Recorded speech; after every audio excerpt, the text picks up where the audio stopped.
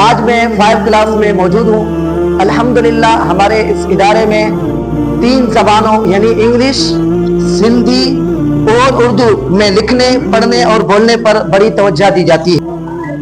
علم ایک بے بہا دولت ہے جو ہمیں استادوں کی توجہ سے حاصل ہوتی ہے۔ ہمارا فرض ہے کہ استادوں کا احترام کریں، ان کے ساتھ نہایت ادب سے پیش آئیں اور جہاں تک ہو سکے ان کی خدمت کریں۔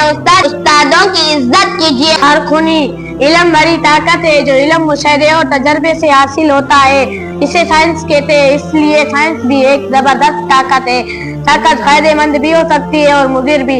اگر اسے نیک اور مفید کاموں میں استعمال کیا جائے تو یہ ایک نعمت ہے، اور اگر اسے ظلم اور زیادتی کے لیے برتا جائے تو یہ ایک لعنت ہے۔ یہی حال سائنس کا ہے۔ اسے انسان کی خوشحالی کے لیے کام میں لایا جا سکتا ہے اور انسان کی تباہی اور بربادی کے لیے بھی استعمال کیا جا سکتا ہے۔